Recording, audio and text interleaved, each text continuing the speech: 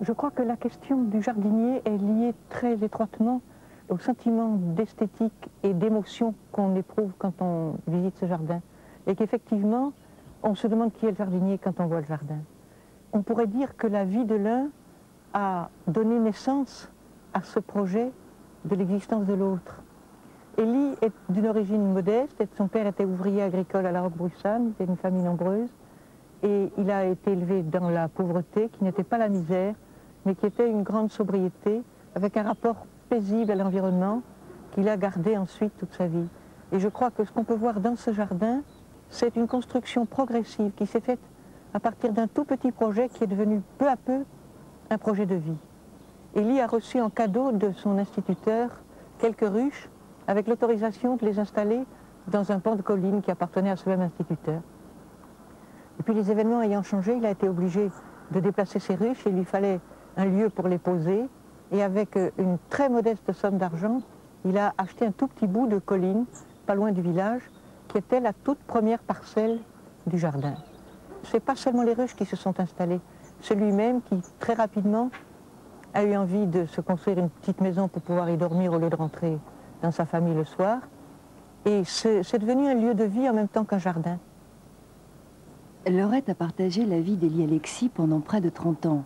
Aujourd'hui, son plus cher désir serait de voir revivre le jardin laissé un tant soit peu à l'abandon après la disparition d'Élie. Elle est aidée dans cette lourde tâche par une passionnée du jardinage, Anaïs Marin, qui, jour après jour, apporte ses mains et ses compétences afin de prolonger l'œuvre du jardinier philosophe. Ma plus grande surprise dans ce jardin, c'était qu'il n'y ait pas de distribution d'eau. Alors pour ce qui me concerne, quand je fais des transplantations, je les fais au moment où il pleut. C'est-à-dire que je profite de l'eau du ciel pour transplanter mes plantes. Pour ce qui est d'Élie, quand il était ici, il récupérait l'eau de pluie par l'intermédiaire des gouttières et des réserves qui sont près de la maison.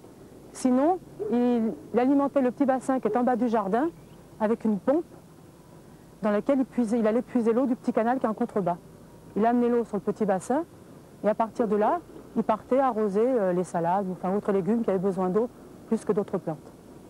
Il avait un côté très fidèle, dirais-je, au rythme des saisons, au rythme solaire. Un rapport au temps qui était marqué par le temps de la nature et qui n'était pas du tout le temps, j'allais dire, arbitraire de nos sociétés industrialisées.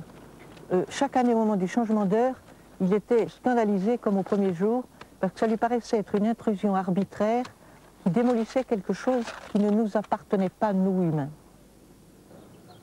Alors, ce que j'appelle, moi, le verger du haut, c'est le verger qui est réparti sur 2 restanques. Ces 2 restanques sur lesquelles on peut trouver différentes espèces d'arbres, qui sont le cognacier, le prunier, on a beaucoup de poiriers aussi.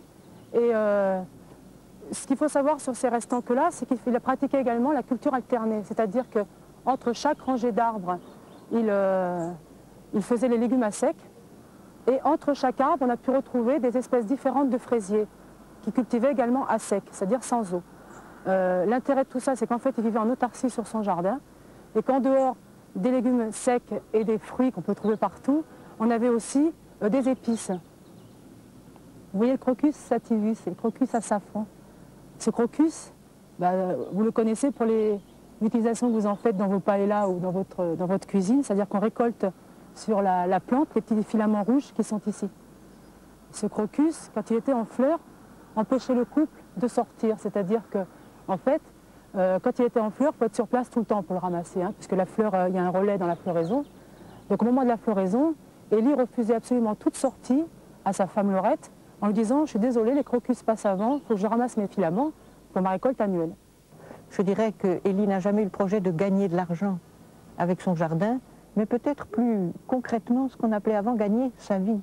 C'est-à-dire, je dois pouvoir vivre dans l'environnement dans lequel je suis né.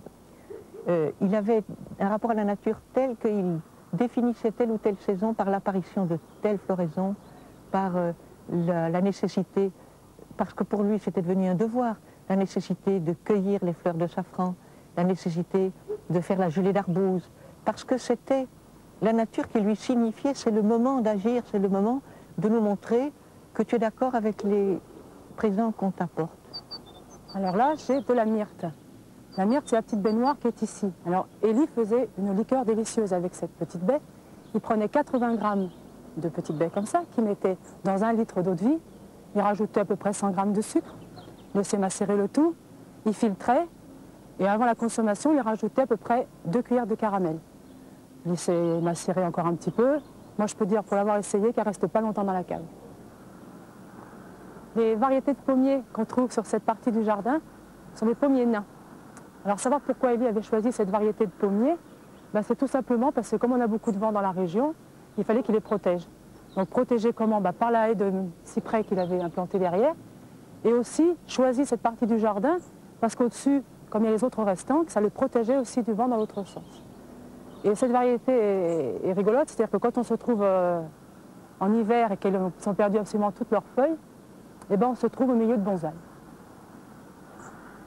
Si je m'arrête avec toi devant cet olivier, c'est que c'était rituel chez Élie quand il faisait visiter son jardin, c'était de faire une pause avec un commentaire qui commençait toujours par cet olivier millénaire. Regardez le diamètre de son tronc au sol qui montre qu'il est enraciné ici depuis fort longtemps. Il y avait dans cette symbolique de l'olivier à la fois le fait que c'est un arbre traditionnel de la paix et en plus un arbre qui fait partie de la tradition provençale, mais aussi une symbolique très forte de la filiation et de la transmission, où nous voyons à la fois le caractère millénaire de la souche et le jaillissement en quelque sorte inopiné de ces jeunes rejets alors que l'arbre lui-même est déjà mort. Et je crois qu'il y a tout un rapport, toute une logique dans ce lien avec le jardin, avec l'homme et ce qu'il essaye de symboliser à travers cet olivier.